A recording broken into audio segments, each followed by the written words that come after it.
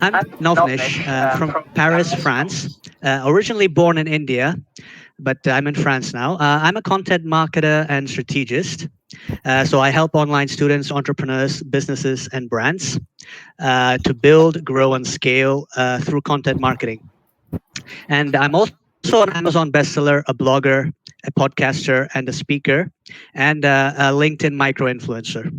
And I'm also invited as guest lecturers for marketing students in universities, specifically for MBA students. That's the short brief about me. Okay, thank you so much for telling us about yourself. And I guess now audience have an idea about from whom he will be learning about content marketing in brief. Okay, let's start with the what metrics do you use for content marketing? Like I guess many of us have already been known what exactly content marketing is, so we can move Yeah. towards what metrics you use for content marketing and how to apply the theories we listen into real world. So yeah, Sure. Go ahead. yeah, So, you can move yeah, forward. Yeah. yeah, sure. Basically, in order to talk about content marketing, I prefer to talk about the history of content marketing. So basically, it's not anything new. It's been around for centuries. It just wasn't referred to as content marketing. So just to give you a couple of cases from, let's say, a timeline, the first publication for content marketing started in 1732 by Benjamin Franklin. Which was a campaign promoted to promote his audience for his local printing business. And then fast forward that to the 20th century, and this is when you have Michelin, who began publishing guides to French attractions to automobile owners. This was in 1900. 4 years later, you have a brand called Jello that created recipe pamphlets to generate interest for an average homeowner. Pre-internet, you have Procter and Gamble that perfected branded radio by broadcasting soap operas, and then you have Kellogg's that tailored their graphics design, and several other brands. Today, big brands dominate the web, and social media platforms have really surpassed traditional advertising techniques. So it's virtually impossible to succeed right now, whether it's B2C or B2B, without leveraging content marketing in its modern form. So moving on, why is it important is that there's a lot of metrics associated with content marketing that's proven to really generate results. For example, a couple of metrics for you to give an understanding. With content marketing, you can generate 55% more traffic, 5 times more leads, cut costs by 62%. You're 13 times more likely to generate ROI, 97% chance more to create backlinks, and a 400 increase in index pages on search engines.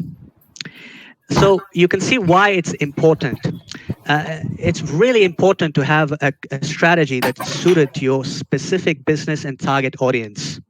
It's how you really stay true to your brand and make marketing materials as effective as possible. So when you have a content marketing strategy, you're able to make adjustments as needed. You can educate the customer and nurture the customer, and then close sales very easily. Uh, it's quite important also to approach content marketing strategy in a specific way.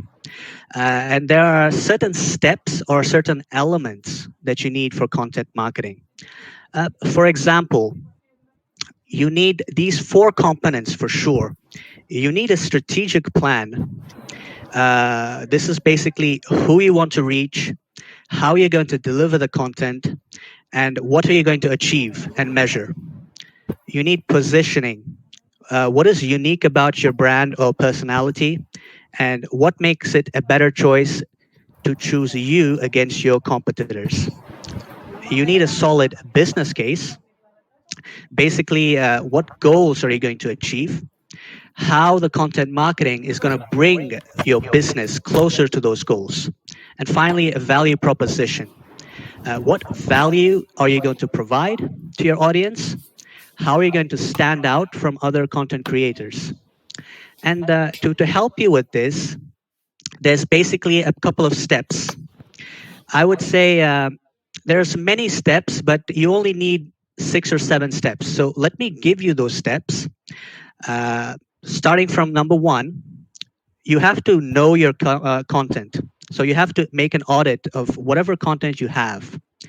From those, set your goals and then identify and determine your audience so that you can create and develop an editorial plan so that you can plan your content accordingly, then distribute it, and then at the end, analyze your content performance, rinse and repeat. It's as simple as that, basically. I know, Harshita, that you wanted to ask a specific question related to content marketing and content strategy. Uh, so, I mean, I'll answer that question for you if you want, because you wanted to know what the difference between content strategy and content marketing was, right? Right. Like we discussed about the matrix of content marketing, and then you Yeah, gave the 7-step procedure. So yeah, firstly, I guess we can discuss on the 7-step procedure that you gave, like the one at a time steps, and so yeah, that the audience know that how the things are actually implemented. And firstly knowing the content, then setting the goals, then knowing the audience, and the procedure goes on. So we can discuss on sure, that points. sure. Sure. So I always like to give a bit of history to whatever I talk, so you get a global picture. So what I'll do is I'll explain you what the difference between those two concepts are, content strategy and content marketing, so that you're not confused. Uh, so it's quite simple. The strategy is the thought and research that you put into a campaign, and the content marketing is the campaign, which comes logically after the strategy. So it makes sense that you cannot do marketing without a strategy, right? So your content strategy should guide your content marketing, while you, of course, constantly try to improve your strategy. And you need the strategy to make your content user friendly for your audience and for promotion. So in the end, at the same time, you need both to make it work together. So you need the content marketing to generate leads and boost search rankings, and you need a strategy to guide it effectively. And to mention about the steps, going back to that, there are certain skills that you require so that you can actually carry out the steps. I call it hard skills and soft skills. So when it comes to hard skills, it's about the different techniques. So you have techniques like SEO, influencer marketing, social media marketing, analytics, email marketing, all of that. And you have the soft skills. This is geared more towards your personality and to the audience. So we're talking things like communication, confidence, humility, collaboration, showing confidence in the way that you organize yourself, and then, of course, having the empathy to be able to take the customer's perspective and make that human connection. And to select the content that works for you, you need to know what content works best, right? There are 6 major contents that work accordingly to brands and for businesses. And those are primarily, from order of importance, videos, emails, newsletters, social images, social posts, blog articles, and any downloadable content. So once you have the content, there's a specific recipe to create that, let's say, hungering content that the audience really looks for. So this is basically focusing on the right format for your audience. It depends where they are, and it depends on how they prefer consuming as well. You need to make sure that your text, your copy, is optimized for ranking. So your headline needs to be an engaging and interesting one. Make sure you provide facts and information properly, clearly, optimize it for that particular format and for the platform, because each platform is different. You cannot say put a really long text in Instagram as you would, let's say, for a blog article or for a LinkedIn post, right? The characters, the format, everything is different. And make sure that your images or any kind of visual content is pleasing and adapted. Your content needs to be easily be able to digest, as in understood. So then you can actually plan for your distribution and promotion. Of course, at the end, we can never forget about analyzing, right? So finish off always with analyzing. And I mentioned also adaptable content according to your audience, right? Let's go a bit further, deep dive into that. There's something called buyer's journey or buyer stage. This is basically when a client or a customer starts his journey from the start to the end. He has a lot of things to think about. So first, he needs to identify what this problem is and establish requirements, right? So we call that the awareness stage.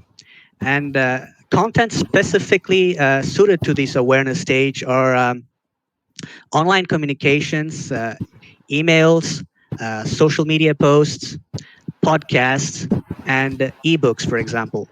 And then you have the second stage called consideration stage, where the audience is actually exploring his options, researching solutions to find his optimum strategy or solution.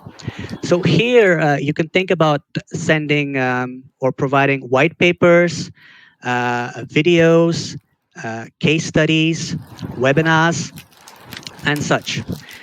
Finally, it's the buying stage. So here, he's done his research, he's built a short list of whatever he needs, and he's ready to buy.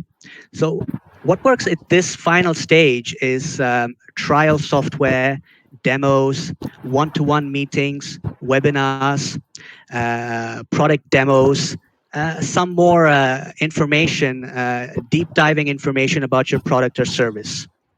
So you can actually, once you provide a correct content to the correct stage, you can engage in such a better way and you'll see the results for yourself. I also mentioned finding out about the audience, which is important, right?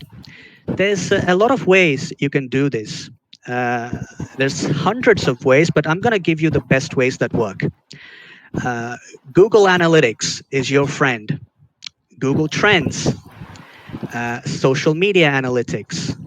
You can even get customer feedback directly. Just call them, talk to them, or send customer surveys. If you're a business, talk to your sales team or your customer service team, or even your after sales service. So observe whenever you can. Try to offer free samples so that you can see what works, what doesn't work. And of course, you can also buy data from other organizations, Chamber of Commerce's, the Census Bureau, and there's many brokers. So you know how to identify audience, how to create the content now, and what content is best for you. But the question I always get asked is, okay, when it comes to social media, which channel is best for me? Well, it's simple as really because there's not many social medias, right? I mean, the primary ones are Pinterest, Twitter, Facebook, Instagram, LinkedIn, YouTube, Google, right? Each one of them serves a specific category. For example, Twitter is really great for a great penetration tactic. You can send tweets, images, short text, like SMS text. Facebook, for example, is one of the biggest sharing sites. Of course, it has the largest opportunities. It's best for B2C primarily, but also B2B in terms of advertisement. When you talk about Instagram, it's mainly about visual. So it's pictures and videos, like short videos, like 15 seconds, 1 minute. Uh, this is really preferable to branding. So if you want to showcase your brand, LinkedIn is primarily 90% business oriented. So you'll find a lot of corporate brands. It's great for networking and connecting with people. And Pinterest is similar to Instagram, but much more detailed in the sense the images are much clearer, much more optimized. And it also has a great opportunity in terms of large audience. YouTube, of course, as you know, it's great for videos, and it's really nice to share a video and then share it at the same time in any of the other platforms, which is a nice combination. So you get a general idea how to where to go and how to use different social media platforms. And there's a difference primarily between B2C and B2B because you cannot do the same strategy for B2B as in B2C because the audience is different, the size is different, and of course, your approach has to be different. Uh, so, B2C is generally a heavier reliance on consumer centric social media platforms. So, you need to be providing short form assets and have sales cycles that are really shorter because you're talking to the mass public here and they don't have a lot of patience. But B2B, you can generally make the best use, I would say, primarily using LinkedIn and YouTube and blogs. Because these guys, you can tailor make the content, you can provide them long form content based on specific clients and niche audience. And the sales cycles and the conversion take something somewhere between months or years. So you have the time. Uh, so there's another primary differentiation that you need to be careful about is inbound and outbound. It's also part of content marketing, but the only difference is that outbound is push marketing and inbound is pull marketing. So what do I mean by that? Let me give you certain examples. Pull marketing, which is inbound marketing, is really consumer driven. So, in the sense, blogs, social media, like these earned channels, emails to get opt ins, pay per clicks. So, you are actually attracting the audience towards you by providing them with something valuable. Push is more to do with, let's say, traditional marketing. So it involves broadcasts, print, advertisement. So anywhere you have advertising, for example, on social media, search engine, emails, display on YouTube. So everything you push. So you actually force the consumer to have a look at it to attract. So make sure you have those clear differences. And honestly, uh, that's actually everything you need to know about a content marketing strategy. I think I've gone over all of it. Harshita, I mean, be my guest. I mean, do ask me anything else if I've missed out. I may have.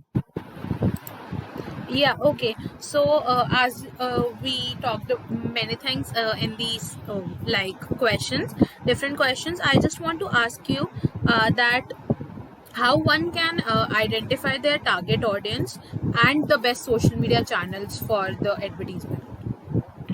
Uh, Good question. Actually, you can do it in a simple way. I mean, for example, if it depends on what platform you're already using. So analyze that first. So if it's a website or a blog, you can easily use Google Analytics. You can use certain tools such as SEM Rush, RFs. Those are really great for identifying. And another way to identify if you don't already exist anywhere is keywords. So you have a general idea already on who to promote or who to actually give your service or product to, right? So generally type those keywords in, let's say, Google Keyword Planner or a keyword research tool, and you will get a lot of examples. And a great tool I mostly use for this is BuzzSumo. What it does is that you can research for a specific topic or phrase, and it gives you how that content currently is doing per each social media channel. And a really nice point here is that BuzzSumo also shows who published the information or the article or the post. So that if you want to actually start off as a newcomer, you can easily contact that influencer or that person that posted it to help you out. So those are some of the ways you can actually find out where your audience is. But the simplest is just to get in contact with, let's say, go on LinkedIn, add a certain number of people that are in the same segment, just talk to them. It's the best way. Anything else, Hashita? Okay. Thank you for answering that question. There are two terms in content marketing.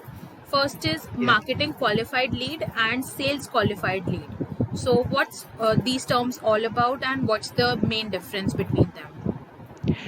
Oh, that's a very advanced question, but sure, I'll tell you that.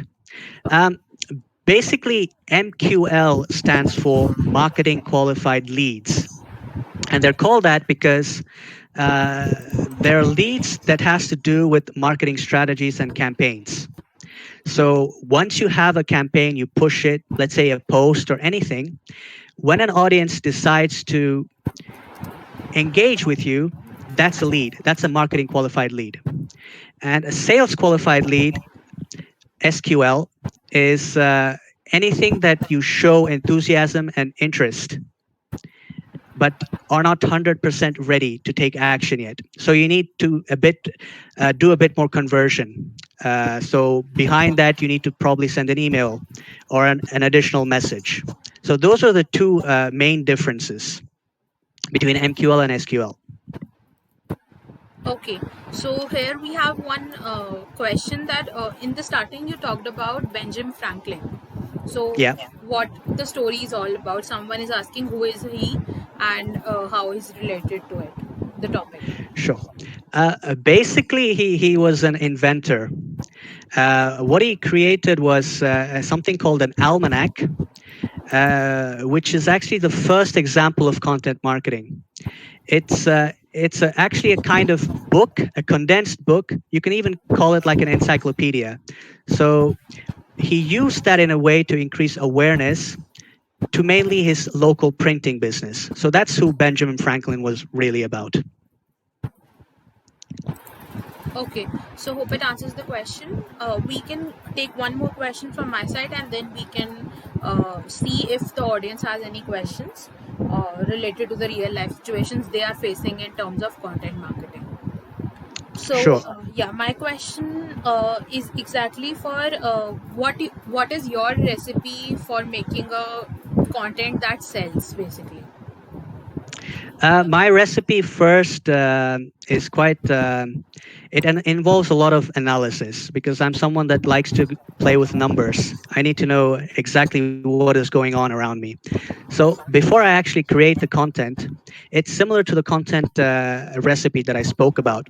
I really analyzed the metrics surrounded by my earlier published content or the content that already exists in the market, and I see exactly who's commenting, who's liking, who's really following it. Uh, I also look at other publications, similar industry niches. I collect a lot of information on that. And then what I do is create a kind of a target group, as in a testing group. So before I published a long form article, let's say, like a blog, I let this test target give me some feedback about it. It can be 10 people, 2 people, 100 people. That's your choice. So from here, you can really get a sense of the feeling for the market. So you can get a lot of criticisms, feedback, ideas. So from there, I move on to establishing, perfecting the correct content, and really separating and going down into smaller contents from the long form content, which enables me to post in multiple different social media formats. So once I get that, I plan in the sense for an entire week. I know exactly what to post. I automate it using social media marketing schedulers. And then once they're posted at the end of the week, I analyze the content. So if there's something that's not doing well, it gives me the chance for the next week to really focus on the mistakes or to reuse a content that's performing really well. And when you start doing that, it becomes a habit, and you will start pushing out content that's adapted to sales every time you push anything.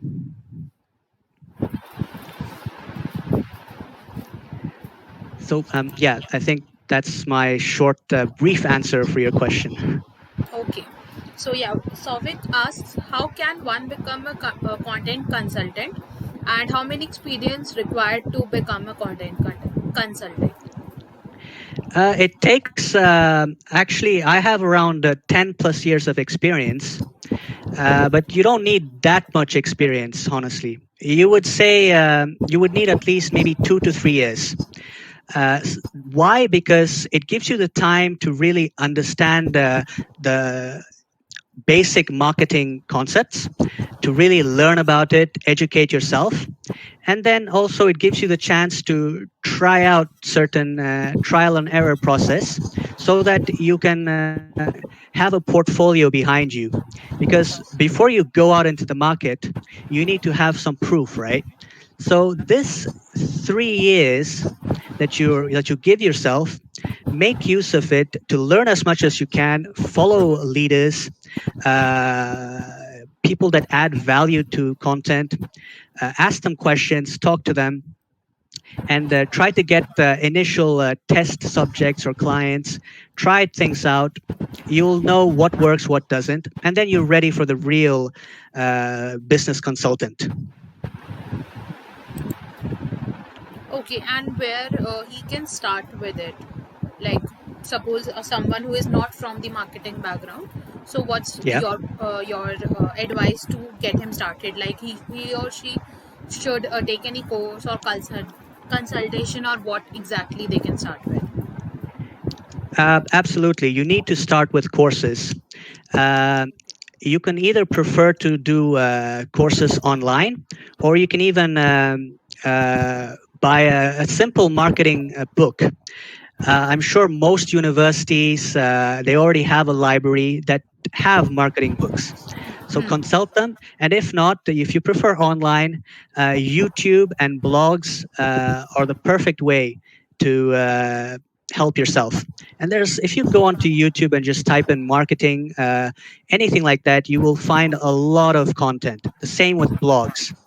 I would not recommend courses online because most of the really good courses are paid. Okay. But if you really have the budget, go for it. If you want courses, you can start with Udemy, Coursera. They have a lot of short courses that are cheap. But never take courses that are free because you won't find the same value as a paid course.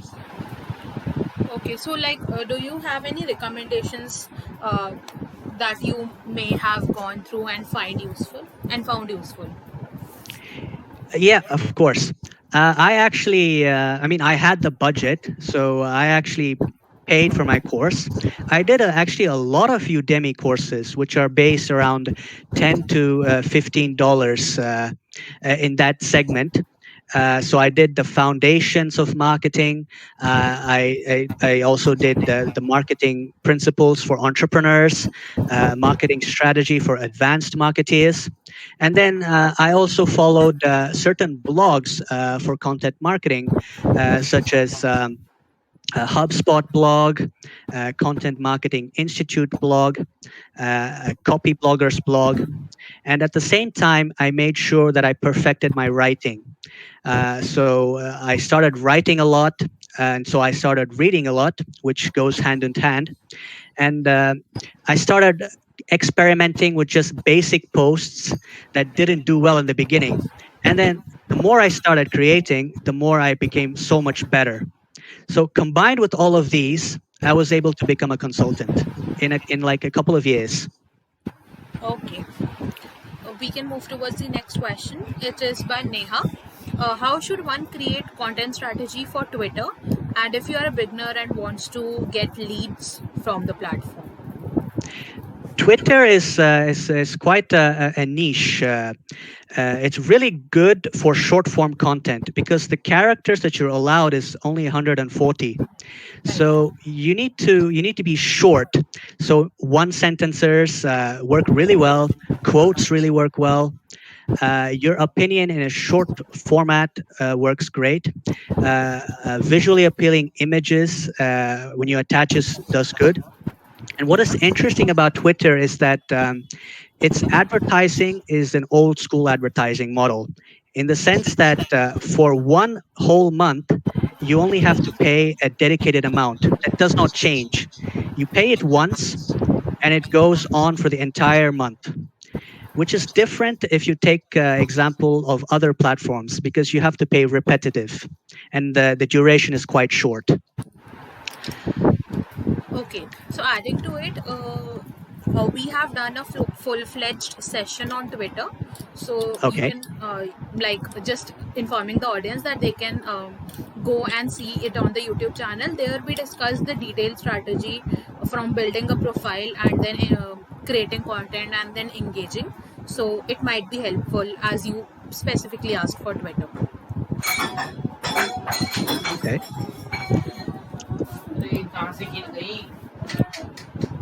All right. Okay, so Uh, moving towards the next question, how much importance is Hello. देख ले मैं मना I कर think she रही has हूँ some background noises. करवानी सभी देख क्या हो गया गिर गई वो देख क्या उन्हें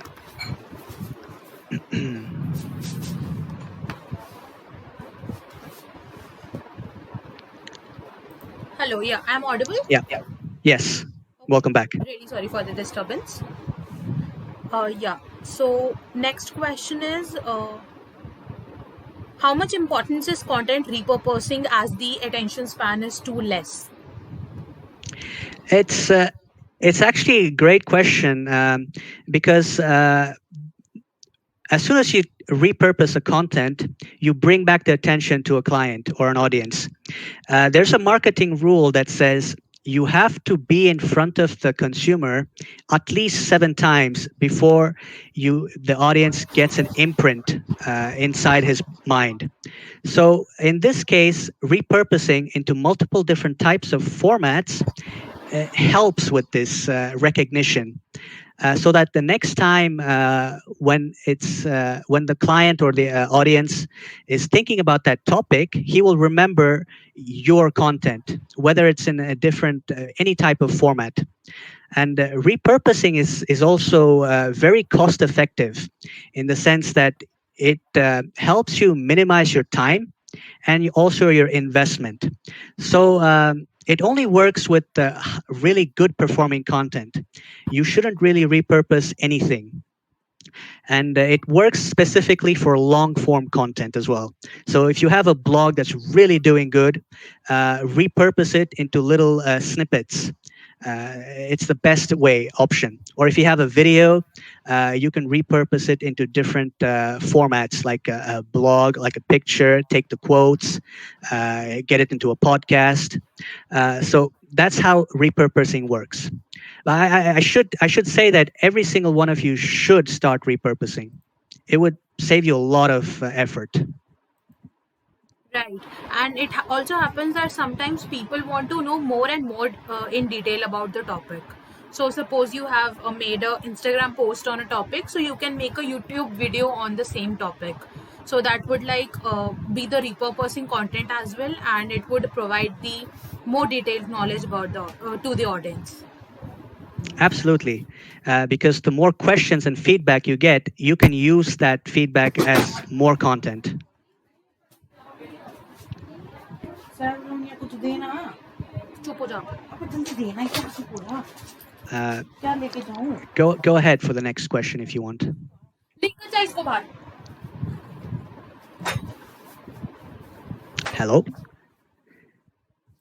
Hello, yeah. The Yeah. next question is how would a beginner know where he should post his blogs or his content, and in which website, or like how would they would be started with it? Basically, starting off as a blogger is quite a challenging thing. I would recommend everyone to start. There are two platforms you can already start. One of them is I recommend Medium. It's really good because it has a blog within its blog. And another place is LinkedIn articles, because whatever you post, you can formulate it into an article, and then you will have an amazing reach.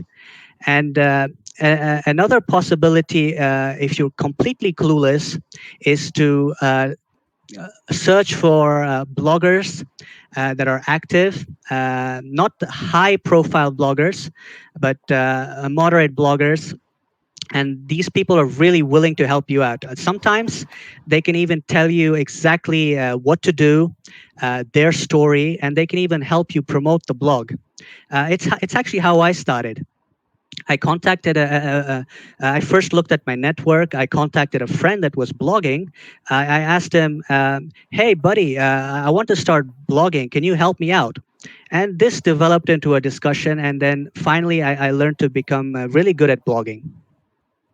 So I mean, just ask around, do a bit of research, and you'll find it. It's not that hard.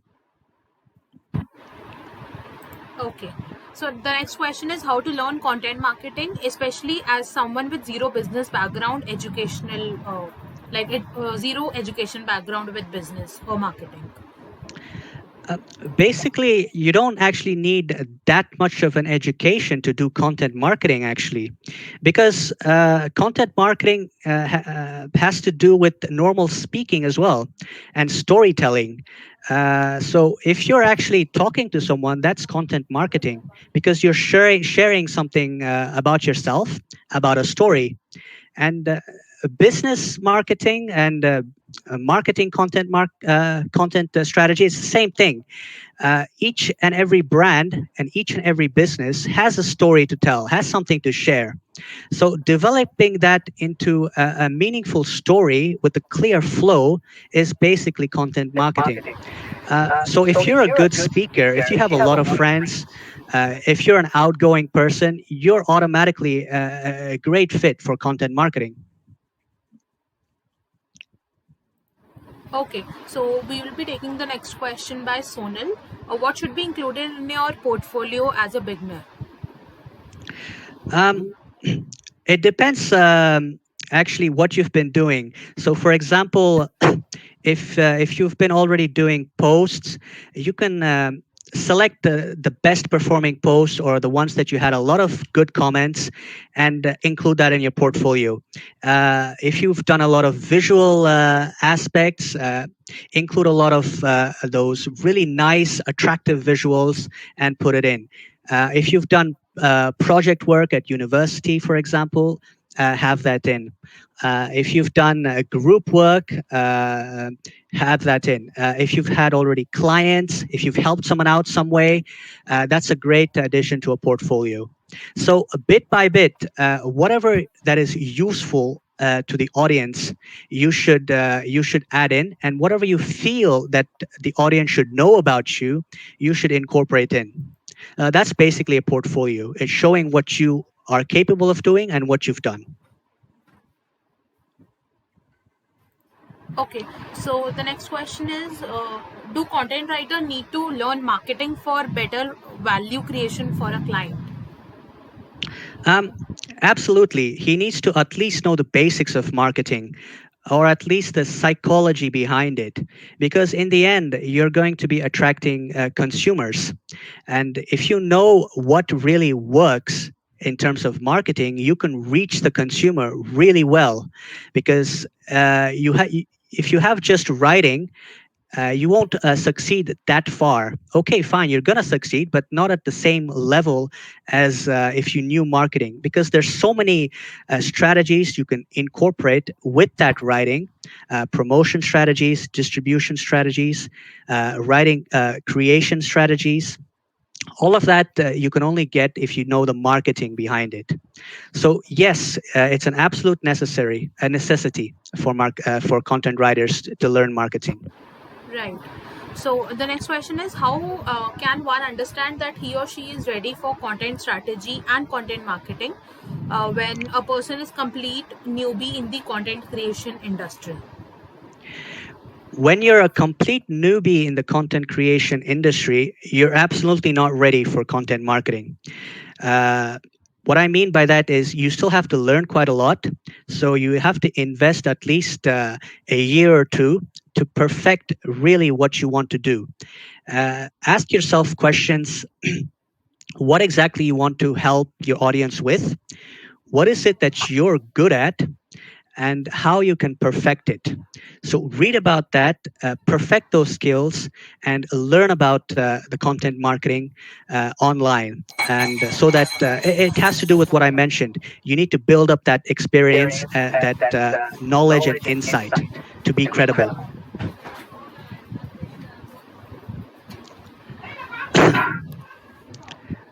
Yep. Next. Yeah. So the next Yeah. question is, which tools do you use? Do you find useful for scheduling content? Um, that's quite a good question. I know there's a lot of tools out there, and most of them are very expensive, like Hootsuite, Sprout Social, and all of that. I don't use any of those. और सब buffer हमें I use बोलेंगे tools मुझे नहीं that रहने देते are क्या नहीं quite करने niche in the देते sense. Some example I can give you is I use a tool called Primo Republic. It's absolutely free for scheduling. I use a tool called Social Champ. It's also absolutely free. You can also use Smarter Queue, which is also free. So there are many tools, such tools like that that you can make use of. Don't always go for the ones that are making an impact, because those are highly advertised, highly branded with a huge budget behind तेरी them. क्या आफत आ रही है? Okay, so that were all the questions that we had today. If anyone has any more questions, they can write it down. And I just want to thank you, Novnish, for sparing your time and providing us value around content marketing and content strategizing. I hope you Yep. enjoyed the session as well. Absolutely. I was very pleased to share my knowledge and experience with all of you aspiring marketeers, professionals, individuals. I hope my talk was quite useful to you. And if you do need any help, just contact me on LinkedIn or Insta or Twitter. My name is the same, Novnish Ramesh, and I can provide you with additional details and answers to all of your questions and doubts. Okay, so like the people are asking for the resources that you just mentioned, like the Okay, scheduling tools or the blogs and podcasts to learn marketing and content strategizing. So, like, would sure. you like to share it here, or you can like see their queries in the chat box, whatever you Yeah, I feel can see it. comfortable. Yeah. I'll do is I'll write it in the chat box for you, so it's easier. Uh, Scheduling tools I mentioned was Smarter Queue, Primo Republic, and Social Champ.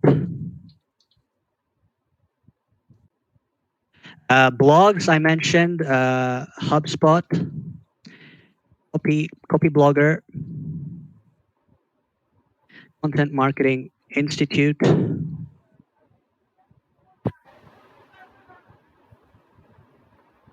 I think that's what I mentioned. Yeah, there you go.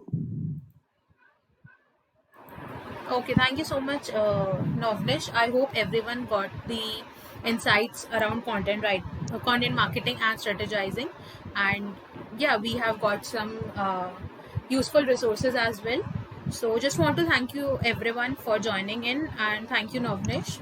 It was a amazing session, and yeah, I just want to wish you that have a good day and be safe. Thank you, and wish all of you a safe day. Stay safe and take care. Thank you everyone for joining. We will meet in the next session very soon. Thank you so much and have a good day.